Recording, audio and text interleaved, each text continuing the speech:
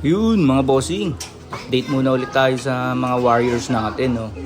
Bali, ayun na nga yung mga warriors, mga boss. Maglo-load nga tayo mamaya sa BBC Cavite, mga bossing. Isa nga lang yung ilo-load natin. Mayroon tayong old bird na isang piraso. Pwede nating ilaban doon, mga boss. Ayan. Ayan, pumipikit-pikit pa. Pero kondisyon niya mga boss, inaantok lang siguro yan. Bali yan, tinanggal ko nga muna yung mga double cage niya mga boss kasi may ilalagay ako mamaya. Bumili ako ng B-perch para may pagpatungan pa sila dyan para hindi sila nag-aagawan sa mga perch. Bali yan nga mga boss, nilagay ko na sa T-box natin yung ilo-load natin sa BBC Cavite. Bali Mall of Asia nga lang yung bitaw nun. So yan, yung labas kong double cage sa loob ng loop mga boss, nilagay ko muna dyan, pansamantala. Babalik ko rin dun hanggat hindi pa nakapagpagawa ng lagayan nila. So ito, tignan natin kung uuwi ito. Bali ronda-ronda nga lang dito sa loop yung ibon na yan. Bali dyan ako nag-load mga bossing sa may pinagtipunan, Gentrias Cavite. Ayan mga bossing, sa pagawaan ng motor, dyan yung loadingan. Sa mga gusto rin mag-load na taga Gentry, dyan lang yung loading station. Bali yan nga mga boss, maaga nga binitawan yung ibon. Ayan, pag labas ko ng loop, nandiyan na rin siya. Maaga nga rin ako gumising. So, try nga nating papasukin yung ibon, no? Bali, habol na habol sa pares nga niya, kaya andaling papasukin.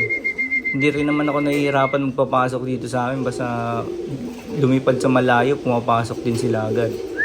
So, ayan nga, habol na habol yan kasi parang iitlog yung pares niyan. So, ang sarap nga isali sa mga pooling niya. Susubukan nga natin isali sa pooling niya kasi grabe yung habol sa pares niya, mga boss. O, ayan, tignan natin.